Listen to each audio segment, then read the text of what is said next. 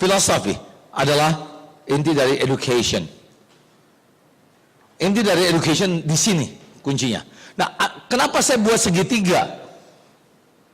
Ada alasannya, karena ada 3 komponen yang penting dalam filosofi. Ya, yang pertama yang saya tekankan adalah ini.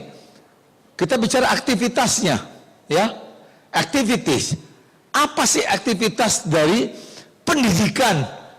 Gitu kan? Nah, ini aktivitas yang pertama adalah ini. Examining. Examining apa? Memperhatikan. Ada observasi, ya. Ini aktivitas, kegiatan yang harus dilakukan. Nah, kemudian yang kedua kita bicara setelah examining, analyzing. Ya, lihat sekeliling kita, lihat ada daun kok warnanya hijau muda, tidak hijau tua. Kenapa hijau muda? Mulai dianalisa. Analyzing. Ya, proses pembelajaran semua dimulai dengan ini, activity. Tetapi nanti ada bagian lain yang saya katakan 3 komponen ini. Kemudian setelah analyzing, nah tadi menarik sekali saya ngelihat Brian di depan, ya. Dia begitu dikasih angkanya, ke depan ngapain dulu? Examining. Perhatiin semuanya, to analyze. Dianalisa nih, ada apa? Hurufnya, susunannya, semua dianalisa. Baris 1 bagaimana sistemnya? Ditemukan sistemnya dulu, dianalisa. Setelah dianalisa baru kita bicara synthesizing. Synthesizing, disynthesize. Oh, ini begini, ini strukturnya begini, ini begini. Dengan analisa baru bisa keluar synthesizing. Kemudian baru kita bicara speculating. Speculating apa? Nah, kalau saya rubah gini bagaimana? Kalau begini bagaimana? Apakah synthesizing saya ini applicable dengan situasi-situasi manapun juga? Dilihat lagi. Kemudian yang berikutnya kita bicara prescribing. Terus, nah tadi yang terakhir dilakukan oleh Brian ngapain? Prescribe. Ini loh, baris pertama. Ini. Ya, betul ya Brian ya? Jadi aktivitinya ini di-prescribe. Ini loh. Ya, baris pertama, dari yang pertama, kedua, ketiga, keempat, terus sampai ke bawah. Prescribing. Nah, sesudah gitu ternyata tadi ada sedikit, nggak tahu gimana 2 kelihatannya jadi kayak 5. Salah lihat. Bukannya 2, tetapi kelihatannya 5. Nah, rupanya ya, gimana ininya ya? Examiningnya yang meleset. Tapi normal kan? Tapi memang begitu di sini kita bicara evaluating, baru kita tahu salah lihat. Kalau nggak salah lihat sudah lolos itu, udah nggak mungkin nggak ketebak karena semuanya sudah benar. Cuma 6-2, 2-nya kok bisa kelihatan 5? Nggak ngerti. Kenapa? Brian tanya juga nggak ngerti. Pokoknya kelihatannya 5. Tetapi dengan evaluasi ini baru kita mengerti, oh ternyata kasusnya yang terjadi adalah tadi di sininya nih. Ya, ini activity dari learning process. Activity-nya. Kita bicara attitude. Attitude ini penting nggak sih dalam proses pembelajaran? Oh my goodness. You got the wrong attitude, you messed up the education. Ya. Ada anak seperti Brian punya attitude di dalam pendidikan beda sekali ya dengan anak-anak lain ya. Yang membedakan ini dulu nih, attitude-nya dulu ya. Ya Brian ya. Karena ngelihat sesuatu dengan perspektif yang berbeda. Nah, ini datangnya karena ini. Nih, flexibility yang membuat dia bisa adjust, bisa berubah, bisa mengadaptasi kepada situasi, kondisi. Ya, yang kedua attitude yang benar ada comprehensiveness. Jadi setelah melihat ada yang berbeda, ada perubahan, ada apa, nah bisa nggak dikomprehens, bisa nggak dimengerti, bisa nggak dipahami. Ketika diajarkan konsep baru, attitude langsung kelihatan. Pertama ya otomatis, flexibility. Oh, saya nggak mau berubah. Kebanyakan kegagalan di pendidikan adalah ketidakfleksibelan di dalam belajar dan mengajar. Kita jadi guru kakunya bukan main. Kalau nggak begini caranya berarti salah. Ya, guru kita kayak gitu, kita kayak gitu, anak kita nanti kayak gitu juga. Sampai berapa generasi, semua sama, nggak fleksibel. Ya, ketidakfleksibelan ini membuat kita terpaku dengan konsep cara mengajar dan belajar. Udah. Nah, yang disajikan oleh Brian tadi adalah flexibility yang luar biasa tingginya. Dirubah karena, coba pakai contoh Brian, oke ya Brian ya? Karena melihat metode yang ada, apa yang mau diajarkan bisa dilakukan dengan cara yang berbeda. Dan ternyata hasilnya tergantung, gitu ya.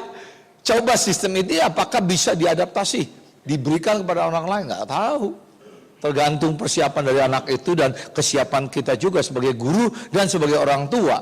Kemudian comprehensiveness, bisa nggak dikomprehens, nggak bisa dimengerti, dipahami tidak oleh anak itu. Konsep-konsep yang baru ini, ya. Kemudian kita bicara penetration. Kalau sudah dia mengerti, baru bisa penetrate, bisa masuk ke dalamnya, bisa memahami, baru bisa dipelajari, dimengerti betul-betul. Apa artinya? Dan ini self awareness, nggak perlu dikasih tahu Brian kamu bisanya apa, enggak ya. Dan yang menarik, Brian sudah temukan sendiri, kayaknya kalau saya lakukan ini mampu nih. Is that right? Sesederhana itu ya. Kenapa kok susah buat orang lain? Karena ininya yang harus tinggi, self awareness. Problem terbesar dari pembelajaran, kita fokus di konten. Yang ini dua di mana? Sekedarnya. Saya ngelihat sekolah-sekolah SD, SMP, SMA, pasifnya luar biasa. Pasifnya luar biasa. Pokoknya belajar, nyatet, ulangan, titik koma jangan lupa lagi. Ya ampun, saya bilang, zaman kuda gigit besi, masih sampai sekarang sih ya. Makanya diikutin terus. Kok dia hafalkan terus? Begitu dihafalkan, habis sekolah selesai, lupa semua. Karena konsentrasi kita kepada konten terus. Gurunya konsentrasi di konten, terjebaklah muridnya untuk tidak pernah bisa keluar kepada, dan kita nggak pernah mikirkan attitude nih. Attitude nggak pernah dipikirin di dalam proses pembelajaran. Seberapa sih concernnya kita terhadap attitude belajar anak-anak kita? Seberapa jauh kombinasi kita di sini di dalam proses pembelajaran filosofi dan menggabungkan ketiga ini, daripada ini konten metafisiknya yang diutamakan. Yang kedua, epistemologinya. Yang ketiga, kita konsentrasi di sini, ya, axiology. Ini problem sistem pendidikan yang ada di Indonesia. Kau fokus di sini. Ketika kita bilang anak yang pintar, bukan karena ininya, tapi ininya dulu. Begitu ini dua, attitude dan activity, ini kontennya nyari sendiri.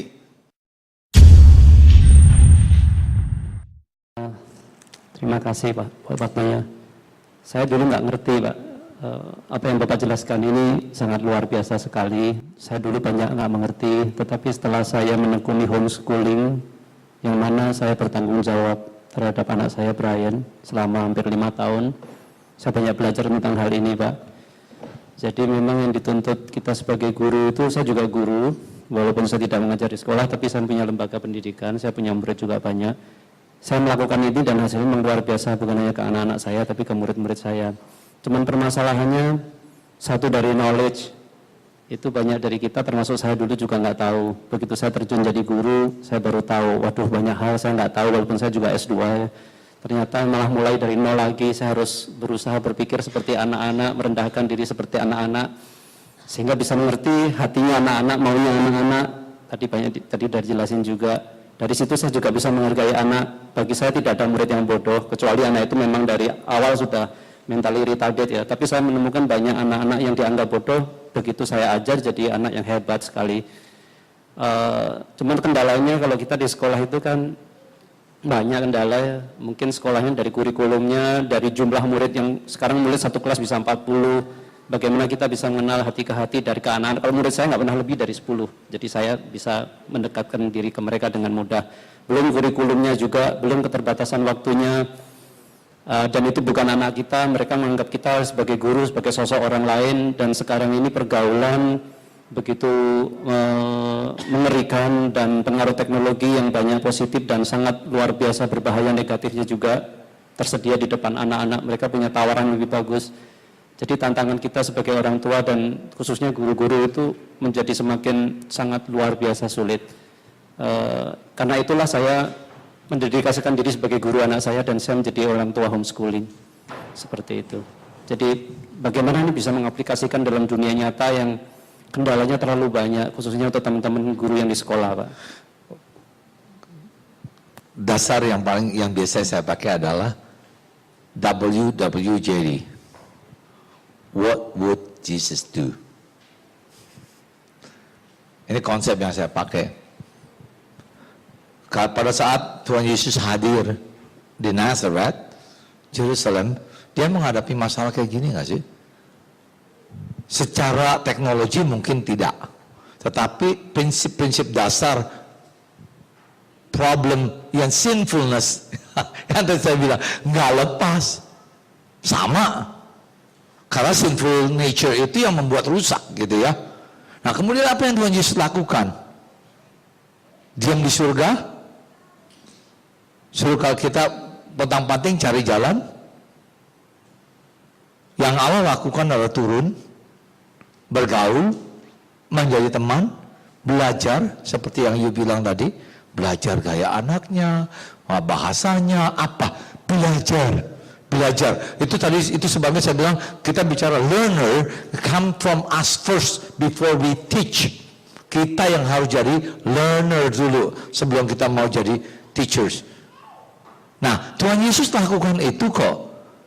Ya, dengan cara apa? Komunikasi yang paling luar biasa yang Allah lakukan adalah menjadi seperti kita, supaya kita bisa mengerti Dia. Nah, kita kebalik, jadi guru, kita tuntut anak-anak harus ngerti kita.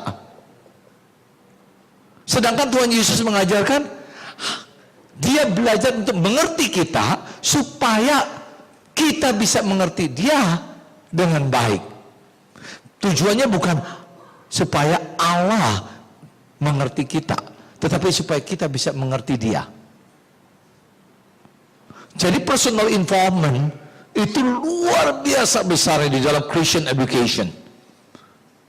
Ketika kita bicara 40 murid, kalau kalian buka sekolah Christian jangan. Udah, nasihat saya jangan. Jangan cari untung. For the sake of money, kita sacrifice anak-anak itu, kita korbankan anak-anak. Ya. Kalian bertanggung jawab pada Tuhan masalahnya ya. Nggak bisa.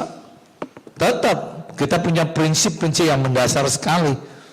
Nah, disitulah saya katakan involvement dari guru itu luar biasa pentingnya terhadap kehidupan anak itu. Masih ingat guru favorit kalian? Apa yang dia lakukan? Just simply spending little bit more time with you.